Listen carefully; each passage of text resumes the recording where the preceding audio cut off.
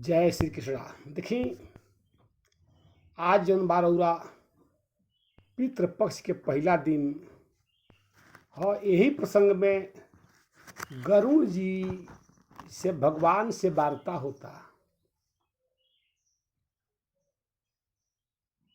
होता ओमे गरुड़ जी आपन शंका भगवान से कहतनी कि हे सरकार ई बतावल जा,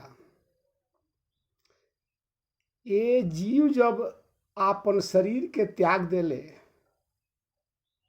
तो शरीर त्यागला के बाद ये जीव के अपना आगामी जौन बा पुत्र लो से का इच्छा रहेला, जौना के वजह से माता पिता जौन बा अपना पुत्र के खतरा आपन सर्वस्व धन छोड़ के चल जाले। और जब सर्वस्व धन छोड़ के जाले तो वो धन के बदला में उ का आपन इच्छा रखेले। ऐसे कि जीव जौन बा हमेशा जौन बा काम के बिरबिर हो, ई हमेशा जौन बा भांति भांति के जौन बा तो धर्म आ कुकर्म करेला।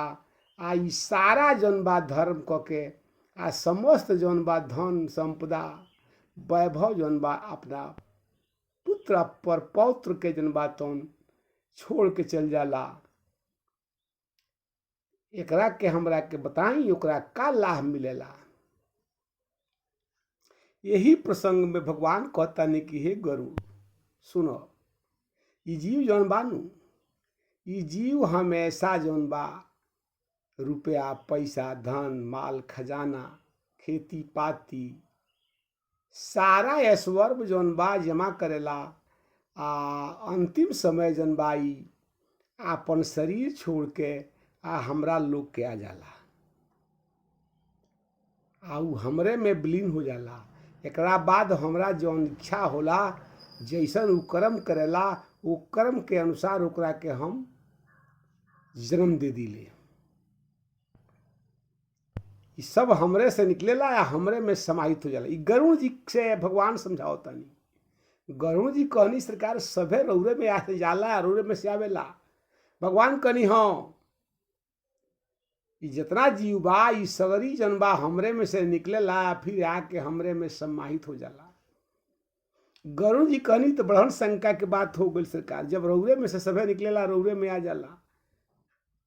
कहले हाँ, लेकिन ओकरा ओ जीव के ला इच्छा का रहेला।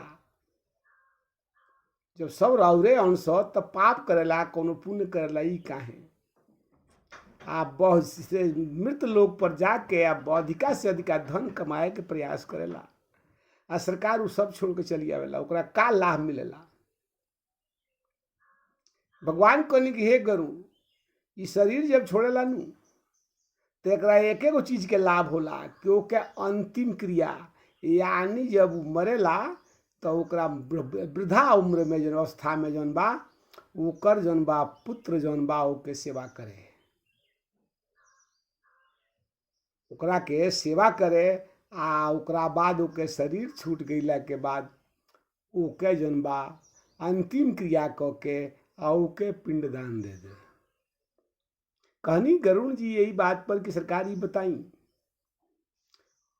ई एके बेर अगर उ पिंडदान दे के ओकर काम खत्म हो जाला कि ओकरा औरो करे के चाही। भगवान कहनी देखो ए गरुड़, ई हर साल में कुआर के महीना में प्रथम पक्ष जन बातन ई पितरलोक के पक्ष, ई पितरलोक के पक्ष। एमे का होला तो एमे पितरलोक जन बा अपना चाहे उ जौना जोन में होखे ई सभे जाके आए अपना पुत्र के आ पुत्र के जन बातन जवन भी उपभोग करेला आ ओकरा के हिसाब से ई जौन बा ओके प्रसाद पावेला लोग। कहले गरुड़ जी की सरकार पर तो और शंका बढ़ गई। देखी गरुड़ पुराण में जौन बात तो के शंका बार बार गरुड़ जी के शंका होता, ऐसे कि तनी मनी छोट नहीं खे पुराण 11,000 श्लोक बाए में। भगवान कहनी कि बोला का शंका बा तोहरा। गरुड़ जी कहनी कि हे सरकारी बताई, रुआ कहतानी ई बताई, जब उ कीट पतंगा यहाँ तक ले कि जड़ चेतन में जब ओकर शरीर जब चल जाई तो हर जौन बा साल कुआर के महीना में पितृ पक्ष में उ अपना पुत्र पर पुत्र के लगे कोनी चल जाई। भगवान कहनी देखो ए गरुड़, ई दू प्रकार के निद्रा आवेला, एगो सुसुप्ता अवस्था में आ एगो अचेता अवस्था में। जब जीव जन बा, प्राणी जन बा सुसुप्ता अवस्था में होला नु तो उ जागल होला, उ पूर्ण रूप से उ ना मरल होला ना जागल होला। लेकिन अचेता अवस्था जब ओकर होला तो अचेता अवस्था में उ जन बा एकदम जन बा मरल होला। तो उ जन बा जब ओकर पुत्र पर पुत्र जौन बा जब पिंड दान देला, वो पोजीशन में ई 7 पीढ़ी से के बुजुर्ग लोग जन बा जेके शरीर छूट गईल बा, उ अपना अपना जन बा पुत्र के परपौत्र के पकिहे पहुंच जाला आ ओकर पिंडदान के भाग जौन बा उ ग्रहण करेला। ऐसे कि ओकर स्थिति होला कि उ दिन में भी उ अचेता स्थिति में, चाहे उ जड़ होखे, कीट होखे, पतंग होखे, सब जहाँ रहेला वो पोजीशन में आके जन बा एक क्षण खतरा उ आके आया पर अचेता अवस्था में होके प्राण विहीन होके ओकर प्राण जन बा अपना वंश के जन बा तन के आ इर्द गिर्द घूमेला आ ओके प्रसाद ग्रहण करेला। गरुड़ जी कहनी सरकार ई प्रसाद कौनिया ग्रहण करी। कहले बानी कि देखो पहला दिन जब होला नु तो पहला दिने उ आई आ जब स्नान करी तो ओकरा स्नान से के जल से जौन बा ओकर पितर लोग तृप्त हुई, वो जल के से स्नान करी आ उ जौन जल पीनू वही जल से ओके जितना बुजुर्ग बाड़े जौन चाहे जौना जून में बा 7 कुल के लोग आ वही के जन बा पान करके आ जौन बा तृप्त हुई है। अगर उ सूते ला जितना देर उतने देर ओके सूत के ओके जन बा तुम आपन जन बा समय बिता ली है आ उ जौने प्रसाद पावे पवित्र अगर अन्न पावता तो उसे ओके पूर्वज जन बा वही अन्न के प्रसाद पाके आ तृप्त होले, उ अलगे से ना आवेले। ओके जन बा कुल के जौन दीपक बा उ जौनी परिवेश में जौनी जौनी कर्म करी वही के हिसाब से ओके प्रसाद जौन बा ओकर बुजुर्ग जन बा जे शरीर छोड़ दले बा ओके पूर्वज जन बा वही में भोग करी। उ पुण्य के आत्मा के प्रसाद पावे चाहे उ दैत्य के प्रसाद पावे। तो हे गरुड़ वही प्रसाद से उ ग्रहण होला और तृप्त होला। गरुड़ जी कहनी सरकार तो ई बताई सब लोग के अपना पूर्वज खतरा का करे के चाही, पितर लोग खतरा का करे के चाही। भगवान कहनी कि हे गरुड़ देखो पहला दिने जौन बा जेकर पिता के शरीर छूट गईल बा माता पिता के, तो ओकरा जौन बा पहला दिने कम से कम बोले के चाही, सात्विक विचार से रहे के चाही आ ओकरा जौन बा भगवान के भजन करे आ बैरागी के जीवन जिए, सुपाच्य भोजन करे, केहू के कष्ट ना दे, ओकरा से केहू के पीड़ा ना होखे आ उ अधिक से अधिक जौन बा प्रयास करे, चाहे भांति भांति के जीव बा वो जीव के भोजन दे। यहाँ तक ले कौआ के, बंदर के, चींटी के, कीड़ा मकोड़ा के, गाय के सबके उ भोजन करावे। स्वान के एक भोजन करवला से जौना जौना वृक्ष पर जल दे, ऐसे कि जौना जौना जोन में हुई उस सारा जोन के ओकरा जल मात्र से तृप्त हुई। शुद्ध जल से स्नान करे, जौना से कि ओकर पूर्वज भी जौन बा ओके पितर लोग के जौन बा शुद्ध जल मिले। ओकरा जौन बा बासी ना खाए के चाहिए। अगर बासी खाई तो वो बासी खा भोजन के जौन बा ओकर पितर लोग के खाए के पड़ी। ऐसे ओकरा बार हर तरह से पवित्र रहे के चाहिए। गरुड़ जी कहनी सरकार ई बताई ओकरा भोजन से ओकरा मिल जाई। भगवान कहनी हाँ जौनी जौनी भोजन करी। प्रथम दिवस ओकरा उदास रहे के चाहिए। प्रथम दिवस ओकरा उदास रहे के चाहिए। तो हे गरुड़, जीव जौन बा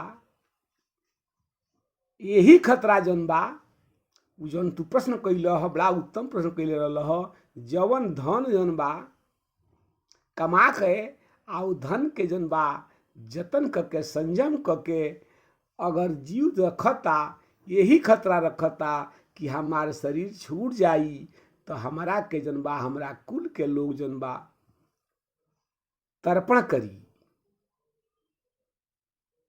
गरुड़ जी कहनी कि सरकार ही बताई अगर तर्पण ना करे तो एकर का दोष होई, का होई। एकर भगवान कहनी कि हे गरुड़, अगर वो अपना पितृ के तर्पण नहीं करत, वो पोजीशन में वो सात्विक विचार होकर नहीं रहत, वो अभक्ष्य भोजन करता, तामसी भोजन करता, तो ओकरा वजह से ओकरा पितृ दोष लाग जाई। गरुड़ जी कहनी सरकारी बताई ये पितृ दोष का हो, एकरा बारे में बताई, हमरा समझ में नहीं आवत ऐसे का होई। भगवान कहनी देखो पितृ दोष जब लाग जाई तो ओकरा जेकरा पितृ दोष लाग गईल ओकरा जन बा तो मति खराब हो जाई, ओके दिमाग काम ना करी। ओकरा उचित के अनुचित के ख्याल ना रही। ओके मति जब खराब हो जाई तो ओकरा बहुत कम समय में ओकरा अंदर दरिद्रता आ जाई, ओकरा अंदर पागलपन आ जाई, ओकरा भांति भांति के रोग होई, ओकरा असाध्य रोग होई जौना रोग के कोनो निदान नइखे। ऐसे कि पितृ लोग जौन बा सभे अपना अपना वंश के जौन बा आशीर्वाद देले आ उ रोग के जौन बा तौन ओकरा तपस्या मात्र से ये जीव के रोग से मुक्ति मिल जाला। आ जब ओकर मति खराब हो जाई तो सृष्टि में ओकरा कहीं चैन ना हुई, उ कबो निमन कार्य कोई ना सकेला। ओकरा वंश में बार बार जौन बा बाउर कार हुई। एकर दोष पितृ दोष हे गरुड़ सबसे बड़हन दोष हो। पुनः गरुड़ जी कहनी सरकार एकर उपाय का बा। कहले पितृ दोष के उपाय इतना सरल नहीं खे। पुनः जौन बा एकरा जौन बा जब पितृ दोष लाग जाई तो ओकर कौनो उपाय नहीं खे, ओकरा मति खराब हो जाई। एकरा खतरा ओकरा बार बार सुधारे खतरा एक उपाय बा कि वो हर साल जौन बा पितृ पक्ष में जौन बा वो अपना दोष के उतारे के अधिकार बा में दान करे, सात्विक भोजन करे, वैराग्य भाव में रहे, भगवान के कथा सुने। तो हे गरुड़ यही से ओकरा जौन बा तौन ई पितृ दोष से निवृत्त हुई, अन्यथा ये के जौन बा तौन पितृ दोष लाग रही। आ पितृ दोष लगला के वजह से ओकरा न चैन आई।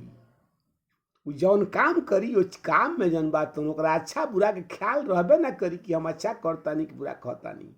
उ पागल के बेहरा के भांति जौन बा ओकर जीव के बन रही। वो स्वान के बराबर उसके नींद आई, कौआ खनिया भोजन करी, ई जीव के कबो चैन ना आई।